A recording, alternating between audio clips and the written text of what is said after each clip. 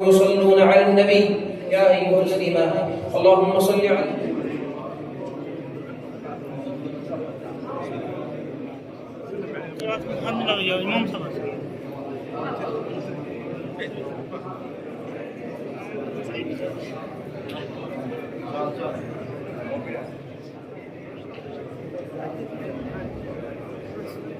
الرحمن الرحيم مالك يوم الدين. الحمد لله الخلاق العليم الغفور الرحيم السميع البصير الغني الحليم.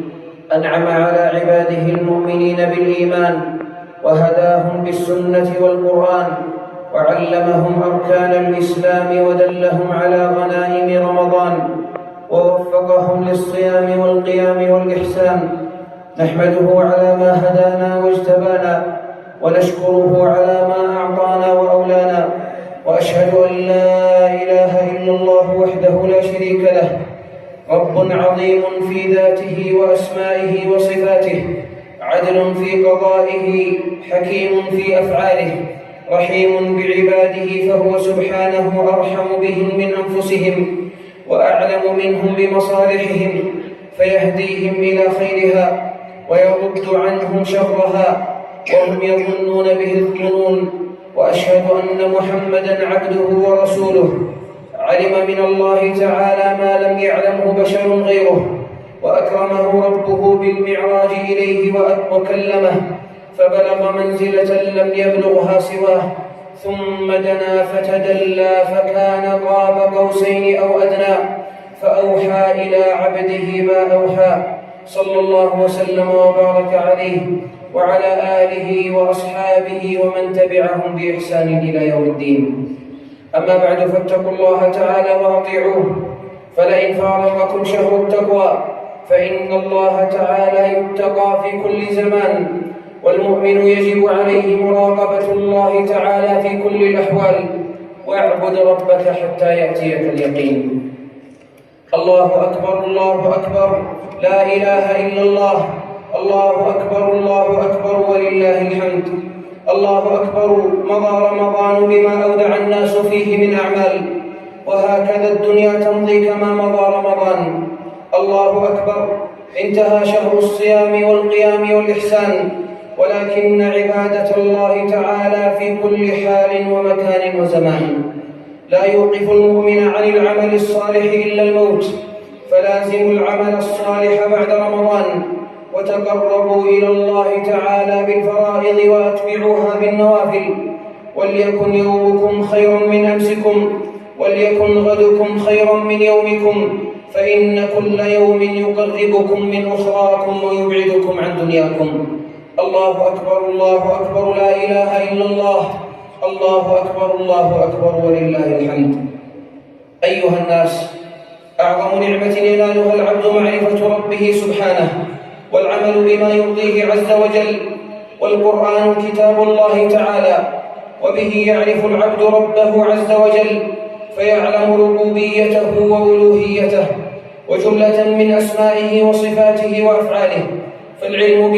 فالعلم بالقرآن علم بالله تعالى، والجهل بالقرآن جهل بالله تعالى.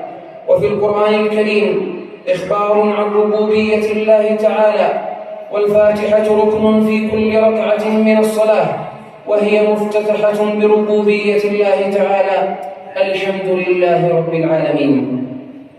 والآيات في ربوبية الله تعالى ودلائلها كثيرة في القرآن، وفيه أيضا خبر من جحدوا الربوبية وعلوا واستكبروا وجحدوا بها واستيقنتها أنفسهم ظلما وعلوا. وخاطب الله تعالى نبيه فقال: فإنهم لا يكذبونك ولكن الظالمين بآيات الله يجحدون. وظهر في زمننا هذا ملاحدة مستكبرون يجادلون في ربوبية الله تعالى وينكرون وجوده، ويدعون الناس إلى إلحادهم، ويزينونه لشباب المسلمين وبناتهم عبر وسائل التواصل الجماعي ليقنعوهم بأفكارهم البائدة وحياتهم البائسة. ولا سعادة للعبد إلا بربه سبحانه، ولا حياة حقيقية له إلا بعبوديته له. والإنسان مهما بلغ لن يكون شيئا بدون تعلقه بربه جل في علاه. وفي القرآن أمر بتوحيد الله تعالى وإفراده بالعبادة دون سواه، وأن الرسل أرسلوا بذلك وبه تنزلت الكتب، وما أرسلنا من قبلك من رسول إلا نوحي إليه أنه لا إله إلا أنا فاعبدون. وكل رسول قال لقومه يا قوم اعبدوا الله ما لكم من إله غيره. وفيه تحذير من الشرك بكل صوره وأنواعه، من التعلق بالمخلوقين وعبادة المقبورين ودعائهم من دون الله تعالى أو التوسل بهم. والله تعالى يقول إن الذين تدعون من دون الله عباد أمثالكم فادعوهم فليستجيبوا لكم إن كنتم صادقين.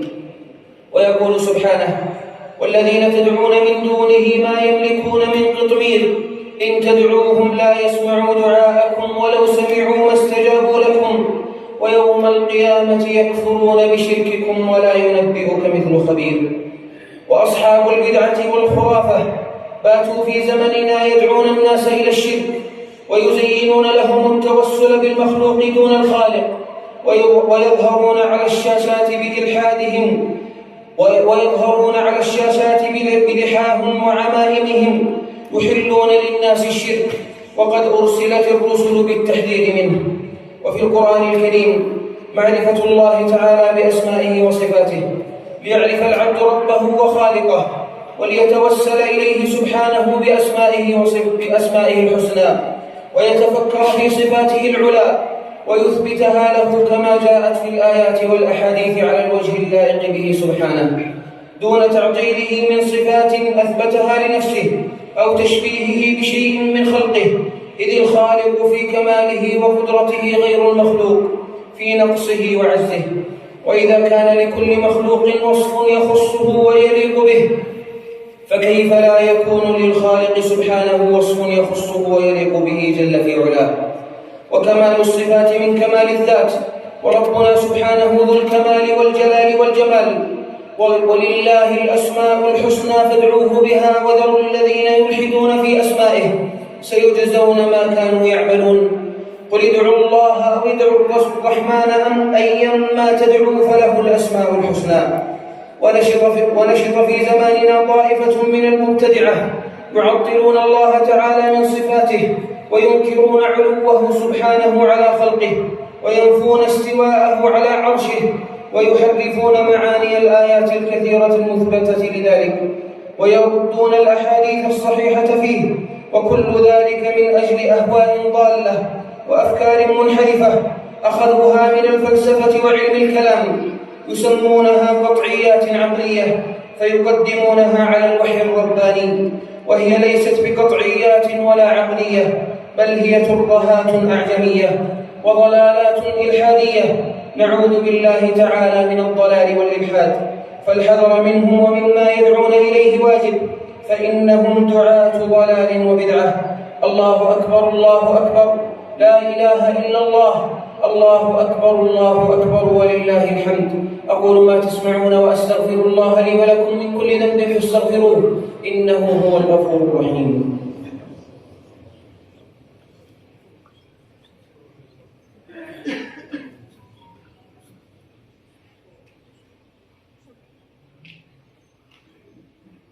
الحمد لله رب العالمين، فاتح أبواب التوبة والرحمات، باسط النعم والخيرات، دافع النقم ومهون المصيبات، لا يذل من والاه ولا يعز من عاداه.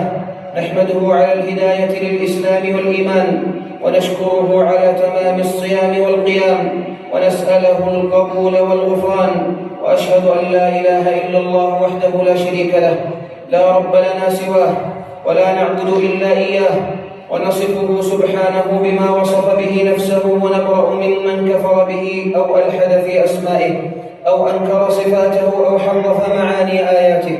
وأشهد أن محمدًا عبده ورسوله، إمام المرسلين وخاتم النبيين وسيد ولد آدم أجمعين، صلى الله وسلم وبارك عليه وعلى آله وأصحابه وأتباعه بإحسان إلى يوم الدين. أما بعد، فاتقوا الله تعالى وأطيعوه في كل حال وآن. الله أكبر الله أكبر، لا إله إلا الله، الله أكبر الله أكبر ولله الحمد. أيتها المرأة المسلمة، أيتها الصائمة القائمة، إن صرف المسلمين عن العقائد الصحيحة إلى عقائد منحرفة في ربوبية الله تعالى وألوهيته وأسمائه وصفاته وأفعاله بات هدفا أساسا لأعداء الإسلام، يتسلطون به على أفكار البنين والبنات، ويستغلون ما في فترة الشباب من حب الاستكشاف والتغيير والمغامرة، كما يتسلطون به على الأطفال ويصلون إليهم عبر وسائل التواصل الجماعي التي يعرض فيها كل شيء بلا قيود. ولذا فإن واجب المرأة المسلمة أن تلقن أبناءها وبناتها العقائد الصحيحة منذ صغرهم، وتنفرهم من العقائد الفاسدة، وتعلقهم بالله تعالى، وتعرفهم به عز وجل، وتعلمهم شيئا من أسمائه وصفاته وأفعاله، ليتحصنوا من الشبهات ويحفظوا من الانحراف. حفظ الله تعالى المسلمين رجالا ونساء وشبابا وأطفالا من الضلال والانحراف، وأخرس بقدرته ألسنة المضلين المنحرفين، إنه سميع مجيب. الله أكبر الله أكبر، لا إله إلا الله، الله أكبر الله أكبر ولله الحمد. أيها المسلمون، هذا يوم عيد، وهو يوم فرح وسرور وتوسعة على الأهل والأولاد في المباحات مع مجانبة المنكرات، وهو يوم بر للوالدين وصلة الأرحام والإحسان إلى الجيران، وهو يوم محبة ووئام وتطهير القلوب من المحن والأضغان. اجتمع فيه عيد الفطر مع عيد الجمعة، فكان العيد عيدين، فمن صلى العيد فله رخصة أن يتخلف عن الجمعة ويصليها ظهرا، وإن حضرها فهو أفضل، لقول النبي صلى الله عليه وسلم: قد اجتمع في يومكم هذا عيدان، فمن شاء أجزأه من الجمعة وإنا مجمعون. الله أكبر الله أكبر، لا إله إلا الله، الله أكبر الله أكبر ولله الحمد. أعاده الله تعالى علينا وعليكم وعلى المسلمين باليمن والإيمان والسلامة والإسلام، وتقبل منا ومنكم صالح الأعمال. اعلموا رحمكم الله أن الله أمركم بأمر بدأ فيه بنفسه، وثنى بملائكته المسبحة بقدسه، وأيها بكم أيها المؤمنون، فقال عز من قائل عليما: إن الله وملائكته يصلون على النبي، يا أيها الذين آمنوا صلوا عليه وسلموا تسليما. اللهم صل على محمد وعلى آل محمد كما صليت على إبراهيم وعلى آل إبراهيم إنك حميد مجيد. اللهم بارك على محمد وعلى آل محمد كما باركت على إبراهيم وعلى آل إبراهيم إنك حميد مجيد. وارض اللهم عن الأربعة الخلفاء الأئمة الحنفاء أبي بكر وعمر وعثمان وعلي، وعن سائر صحابة نبيك أجمعين، وعنا معهم بمنك وكرمك يا أكرم الأكرمين.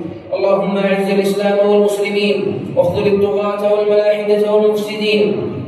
اللهم أعز الإسلام والمسلمين، واخذل الطغاة والملاحدة والمفسدين. اللهم أعز الإسلام والمسلمين، واخذل الطغاة والملاحدة والمفسدين. اللهم أبرم لهذه الأمة أمرا رشدا، وعز فيه أهل طاعتك، ويهدى فيه أهل معصيتك، ويؤمر فيه بالمعروف وينهى فيه عن المنكر، برحمتك يا أرحم الراحمين. اللهم وفق ولي أمرنا وولي عهده لما تحب وترضى، خذ بناصيتهما للبر والتقوى.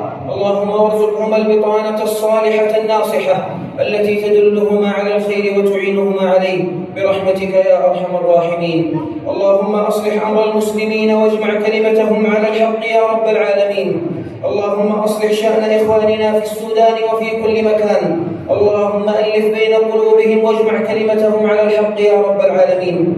اللهم ادفع عنا الغلا والوباء والربا والزنا والزلازل والمحن وسوء الفتن ما ظهر منها وما بطن عن بلدنا هذا وعن سائر بلاد المسلمين. اللهم من أرادنا وشبابنا وفتياتنا والمسلمين بسوء فاصرف كيده في نحره، واجعل تدبيره تدميرا عليه يا رب العالمين. اللهم فك أسر المأسورين، واقض الدين عن المدينين، واشف مرضانا ومرضى المسلمين، وارحم اللهم موتانا وموتى المسلمين. اللهم تقبل منا صيامنا وقيامنا وصالح أعمالنا. اللهم اجعلنا ممن تقبلت منه هذا الشهر الكريم. اللهم اجعلنا فيه من المقبولين يا رب العالمين.